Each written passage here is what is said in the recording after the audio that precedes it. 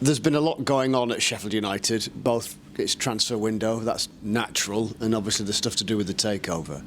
As a player in the bubble, what sense do you get that something's going on? I think we only really started to get in the sense probably about a week ago, just over a week ago, where stuff was circulating online, and Gaffer's been really good in dressing us, trying to keep us posted with things. And then, yeah, obviously the last few days of the window where there was rumours circulating, but we're quite a tight-knit group, and yeah, it was, you know, there was obviously talk, but it didn't really affect us too much. We still know that, you know, we've got a job to do and everyone's got the same goal in mind. And kind of just as a point of interest, from sitting where I sit, you speak to some players who say, well, we're always the last to know if something's happening, or how much do conversations go on where you might see something about somebody else and it just comes up in conversation and you know straight away that that's just nonsense? Yeah, I think most of the time, like, we are one of the last to know. There'll be, you know, some fans out there or journalists that get the information before us and we get the information from them. Sometimes you do see stuff where you think it's absolute rubbish. Yeah, I'm not gonna say anything, but I think there's some poor journalism out there at times by the looks of it, because it only takes a couple of research or a bit online to realise that ain't going to be the case. But yeah, I think like I was saying, like, it's just up to us to focus on the football.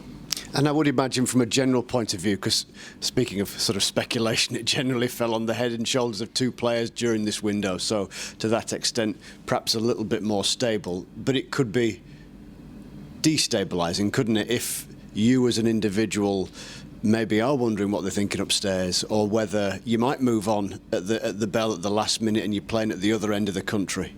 It affects things. I think that's normal. Every transfer window, though, I've been in situations before where, like, I've been close to moving on deadline day, and you sat waiting for a phone call, and that's just part of the life of a footballer. You got to be, you know, any time in a transfer window, you could be on your way. So I think that's pretty natural. Obviously, you know, it was Illiman and Sander that were talked about, and obviously we desperately wanted to keep hold of them, buzzing that we did. But yeah, in terms of, you know, incomings and outgoings, it's ended up being quite a quiet window. You've not ever set off anywhere, have you? You've not had one of those circumstances? No, I have. Nah, I've never set off, but I've been close. But yeah. As you say, how good is it that as a squad you are all staying together now? You all know what's going on. You're all on the same page. Those two are obviously here for at least the next few months, and you can essentially just focus on getting promoted. Yeah, it's quality. I mean, we've got a really strong squad as it is. I think that's why we're doing so well. We've got strength in depth. We've got players coming back from injury now. So yeah, vital keeping everyone together, and we know this is us now till the end of the season. So yeah, real clarity now for the group. On a slightly different theme, but similar sorts of things, when you as players see that a club is in the midst potentially of a takeover, do you guys discuss that? Does that create any kind of chatter? And if it does, how easy is it to just sort of be focused on the job in hand? It doesn't really affect us too much, no. I mean, it creates a bit of chatter, but again, there's not much to chat about because there's not really many details out there. So again, it doesn't really affect us, or it's not affecting us yet anyway. I suppose, you know, you start, maybe it will start affecting you once things move on down the line and you know what kind of, or who the owner is. Sort of yeah, because from the outside, you look and say, well, it's thought process about this, and there's like 10 million different things to think about, but footballers are quite good actually at just focusing on one thing, aren't they? It's kind of how it has to be sometimes. Yeah, definitely. I've been in embargoes before and stuff, and I think we're quite lucky. We've got a really good group of players, professional, and it also helps that, you know, we're fighting for promotion, so there's a real shared goal, and it's, you know, if we get the job done, it benefits absolutely everyone. So it's going to take something, you know, really huge to distract us from that. And well, I think, and correct me if I'm wrong, you're one of the players whose contract is up in the summer. Given transfer embargoes, etc., does that delay things? Yeah, absolutely. But nothing changes for me. There's no point starting negotiations at the moment when ownership's in. So real clear for me. Have a good end to the season. Hopefully something's there at the end. If not, it is what it is. Presumably, though, should life pan out as you want it to, you'd want to be here next year. Oh yeah, definitely. And fingers crossed. We finish the season strongly and get to where we want to be. Rotherham United then. The next challenge, unlike yourselves, quite a changed squad over the course of the transfer window. What's been sort of passed on about them? What's your impression of them? I think they made some good signings. Obviously, they gave us a tough game when they beat us at home.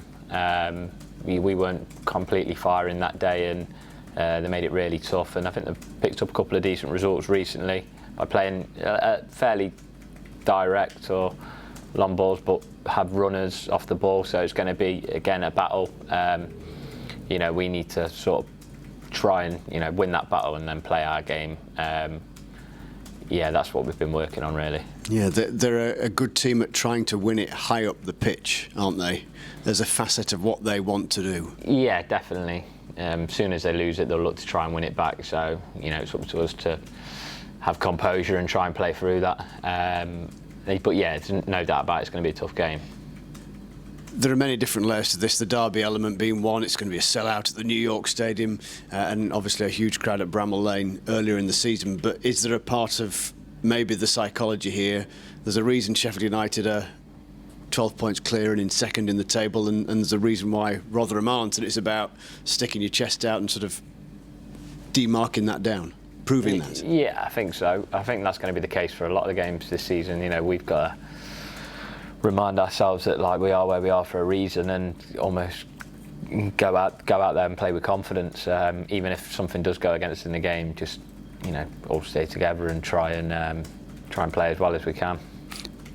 It's built, isn't it? The way the season has gone. So it's not even as if you can sort of use a lazy line about it ramping up. The fact that it's you or Burnley, if you like, competing week in, week out and needing and having that thought in the back of the mind about needing to win because the other side probably will. It makes for a tremendous title race. Well, yeah.